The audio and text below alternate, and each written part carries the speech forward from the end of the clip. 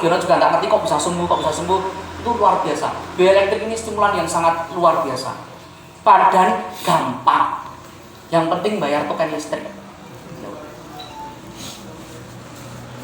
Jadi tubuh kita sebagai alat yang namanya alat bioelektrik, tubuh kita ini kualitasnya jauh lebih canggih dibandingkan alat-alat berbasis komponen elektro. Yang namanya pakai indikator LED, potensiometer, dimmer dan lain-lain itu kula pun katam. Justru yang paling canggih itu ternyata setelah kita kaji adalah tubuh kita sendiri. Tubuh kita pun akan berkembang, kualitasnya pun bagus. Gitu Pak ya. Jadi ingin saya sampaikan pertama tadi, listrik itu juga bermanfaat untuk kesehatan. Kedua, tidak semua terapi listrik itu sama. Ketiga, bioelektrik itu ternyata kalau kita kaji jauh lebih canggih daripada komponen-komponen elektro. Berikutnya cara kerja. Kurang berapa menit Pak?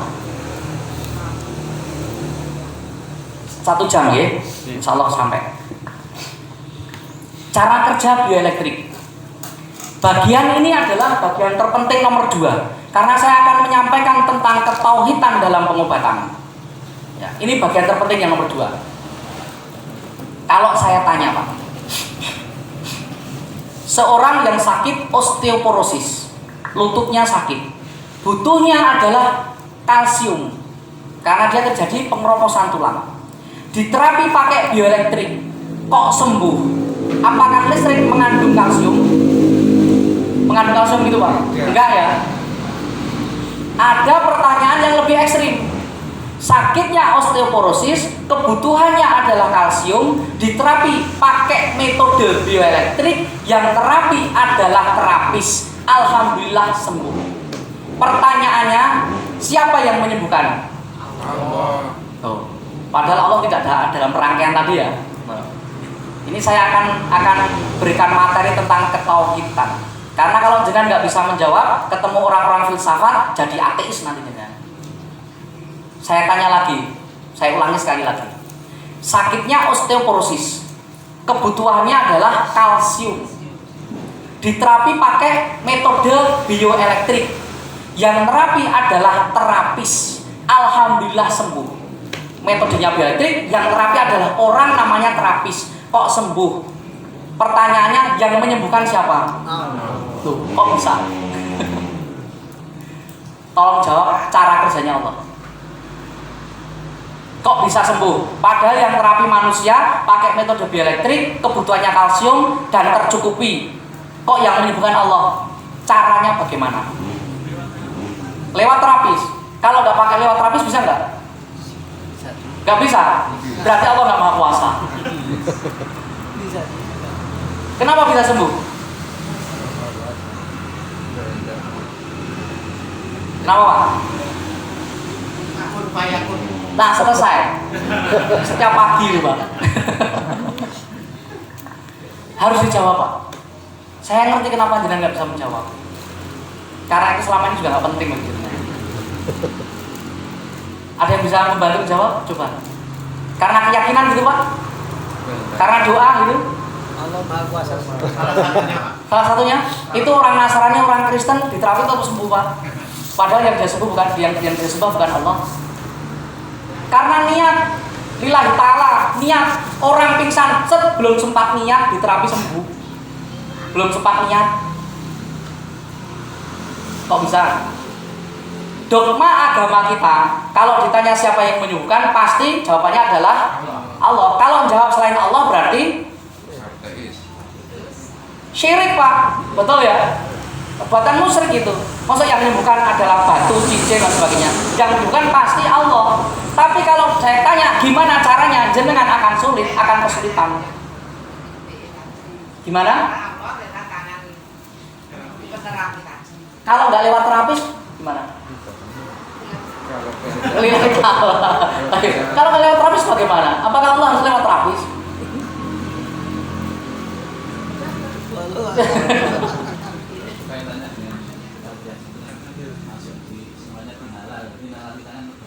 Nalar kita terbatas karena nggak ngerti ilmunya Pak. Agama pun tetap bisa dikaji, dimaklumi kalau seperti itu. Karena memang ilmu orang kan berbeda-beda. Padahal itu ada kajiannya. Hampir semua terapis saya keliling Indonesia jawabannya seperti itu. Pertama, kesalahannya adalah kita itu berpikir menyamakan Allah dengan makhluk, sehingga cara kerjanya harus seperti makhluk, nurun, terapi, memberi kalsium kayak gitu. Padahal sebenarnya Allah punya cara kerja sendiri. Allah punya cara kerja sebelum kita sakit. Hanya kan kita kaji. Yang menjadi permasalahan kenapa nggak bisa jawab Bapak sekalian? Selama ini walaupun panjenengan itu seorang terapis mengatakan siapa yang menyebutkan Allah, semua pasti akan menjawab seperti itu. Tapi dalam faktanya, dalam kenyataannya ketika menerapi, jenengan itu tidak bersandarkan pada Allah, tapi bersandarkan pada metode. Betul nggak Pak? Jujur, ayo. Ya. Saya dulu gitu memahaminya seperti itu Pak. Ternyata saya ini salah. Kita mengatakan gampang, yang bukan siapa? Allah. Tapi ketika pasien datang, semuanya kita itu orientasinya itu metode titik-titik, metode titik-titik itu. Nggak ada kita bersandar pada Allah. Makanya sulit menemukan Allah Pak. Karena nggak berpikir ke sana. Setelah saya berpikir ke sana, ketemu dan itu nyata. Misalnya, ya Allah itu punya cara kerja yang lebih cantik Pak. Ternyata Allah menciptakan manusia, menciptakan kita itu tidak seperti menciptakan boneka. Allah menciptakan manusia itu dibersamai dengan menciptakan yang namanya sistem Pak. Sistem itu membersamai tubuh. Tubuhnya berkembang, sistemnya berkembang. Orangnya mati, sistemnya mati. Sistem pencernaan, sistem pernafasan, dan lain-lain. Cara kerja fitrah dari sistem itu adalah membuat tubuh aman, sehat, sembuh. Bahasa gampang saya seperti itu. Sekarang kita melangkah pelan-pelan tentang sistem dulu sebelum metode. Saya ingin mengajak Bapak Ibu sekalian menempatkan di mana sih metode. Pantas gak metode itu kita tuhankan?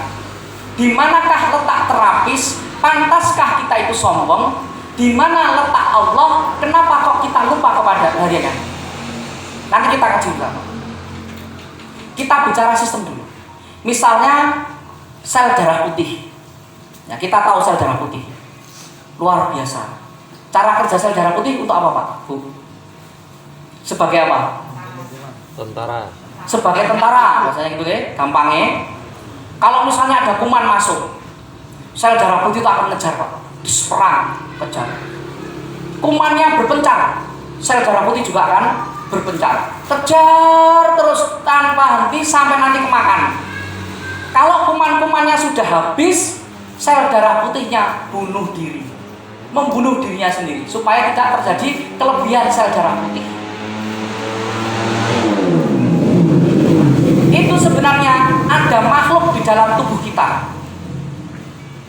Siapa yang menciptakan sel darah putih? Siapa yang memerintahkan? Siapa yang memerintahkan mengejar? Siapa yang memerintahkan untuk bunuh diri? Itu Allah. Apakah Allah datang kemudian memerintahkan sel darah putih? Tidak. Allah sudah menciptakan dalam sebuah sistem sebelum orang sakit. Allah sudah memikirkan cara sembuhnya sebelum penyakit datang. Dengan apa? Sistem. Saya contohkan yang gampang-gampang yang mudah dinalar. Sekarang mata panjenengan itu kalau tidak lembab dia akan kering dan dia bisa buta. Artinya matanya bisa sakit, bisa buta kalau tidak dilembabi. Allah menciptakan sistem, namanya sistem kedip mata. Karena kedip mata ini kita tidak memikirkan Pak. Dia saatnya kedip ya dia kedip. Kita nggak bisa mengendalikannya, mengkontrolnya nggak bisa. Coba kalau bisa dengan ya selama hidupnya ini ya. Sekarang kita program kedip mata setiap 5 detik Pak. Mulai sekarang coba. 1, 2, 3, 4, 5. 1, 2, 3, 4, 5. 1, 2, 3, 4, 5. Insya Allah seumur hidup ngurusi kedip mata. Gak rampung-rampung Pak. Main mata itu. Kebutuhannya cuma lembab. Itu kita nggak bisa. Allah ciptakan kapan lembab. Oh kurang air. Kapan mata air keluar. Itu Allah ciptakan.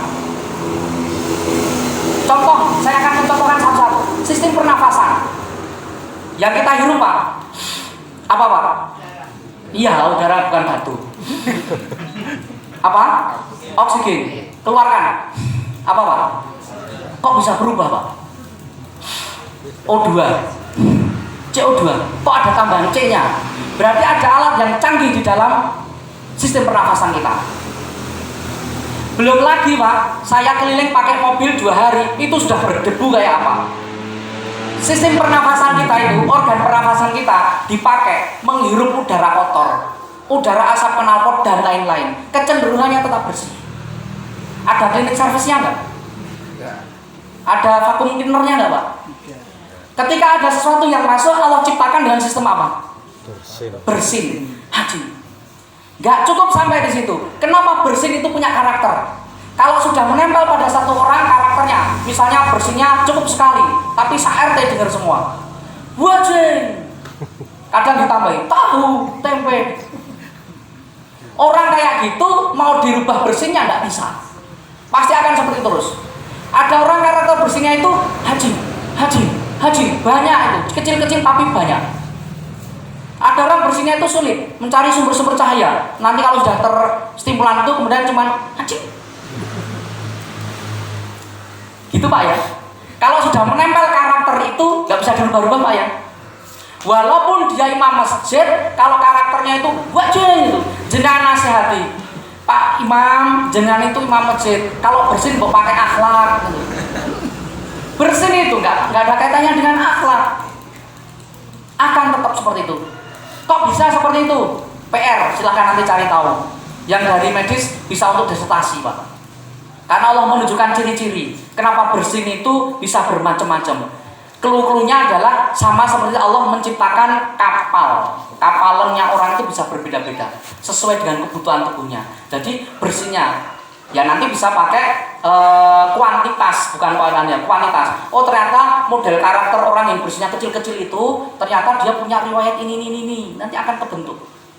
Penelitiannya saya pengamatan seperti itu, ternyata orang yang bersinnya kenceng-kenceng itu orangnya kayak gini. Oh yang bersinnya kecil itu orangnya gini. Nanti akan ketemu kenapa bersin itu bisa berkarakter.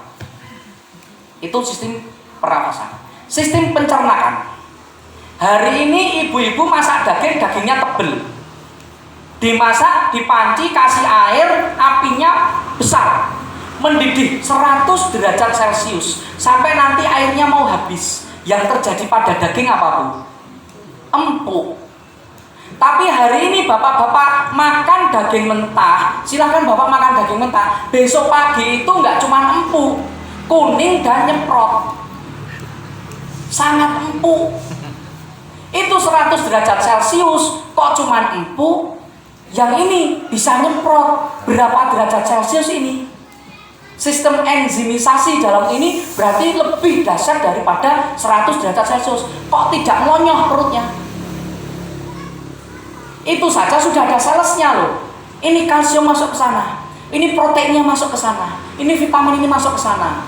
Tanpa jenengan perekrutan karyawan. Itu pun dia bekerja 24 jam, tidak perlu undang-undang omnibus law. Kerja 24 jam, bapak-bapak mau makan jam berapapun dilayani, nggak ada tutup. Mau makan jam 12 malam, oh maaf sudah tutup, nggak ada. Tetap dilayani.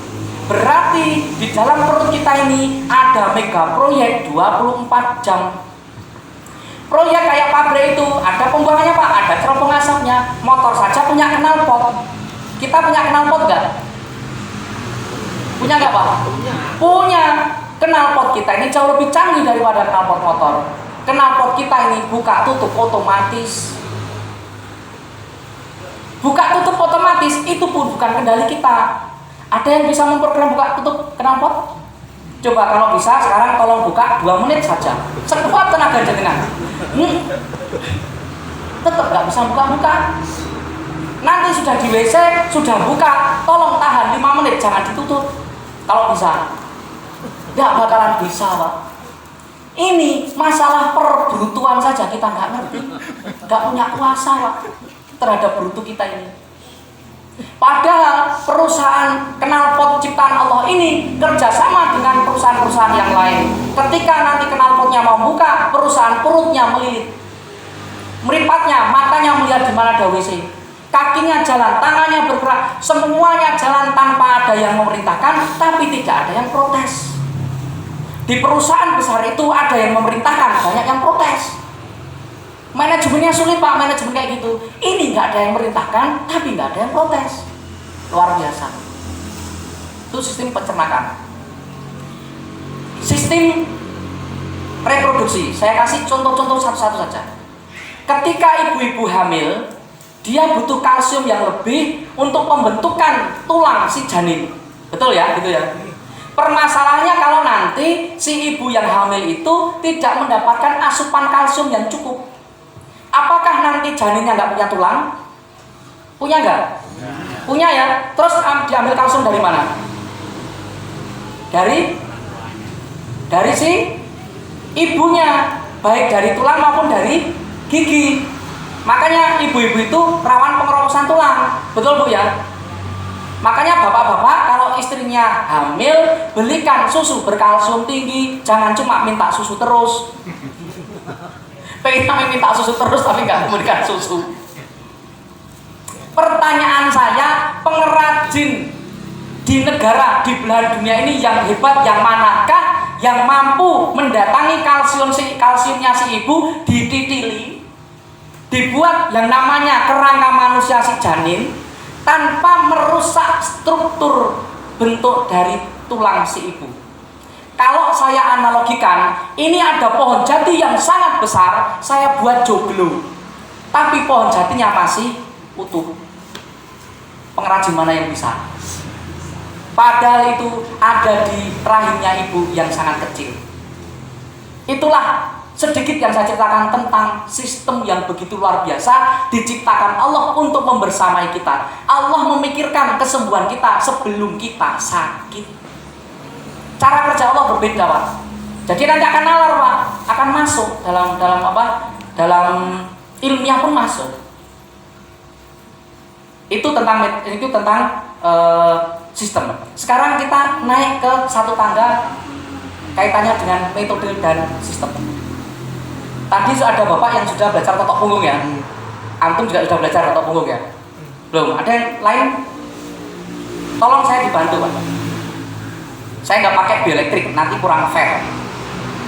Kalau ada orang yang sakit patah tulang, patah tulang kiri, di totok punggungnya bagian mana? Daerah sini Pak. Belikat ya. Orang yang patah tulang kiri, belikat kiri. Patah tulang kanan, belikat kanan. Itu ilmu totok punggung. Totok punggung bisa untuk mengatasi patah tulang. Saya kunci rumus itu Pak ya. Saya buat rumus, saya kunci. Sekarang silahkan panjenengan, termasuk Bapak semuanya, buatlah boneka, ada tulangnya, ada kepalanya, punggungnya, tangannya, kakinya. Kemudian tangannya boneka itu dipatahkan Pak. Setelah itu boneka itu ditotok punggung. Kira-kira sembuh nggak? Tidak sembuh. Silahkan dibekam, silahkan di bioelektrik, sembuh nggak? Tidak sembuh. Tidak sembuh, karena boneka tidak punya sistem. Karena nggak punya sistem.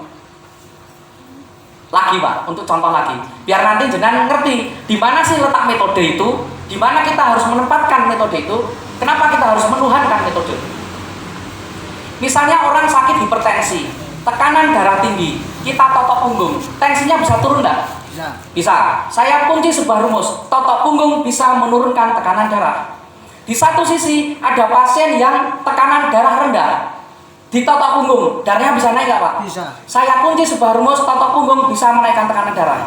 Ini saja dua hal yang kontradiktif. Totok punggung itu menaikkan atau menurunkan? Yang benar adalah totok punggung menaikkan dan menurunkan, naik turun gitu ya, bagus itu. Menormalkan tekanan darah. Pertanyaan saya, normalnya orang kan bisa berbeda-beda Pak ya. Sekarang misalnya contoh, Bapak normalnya 120 gitu ya.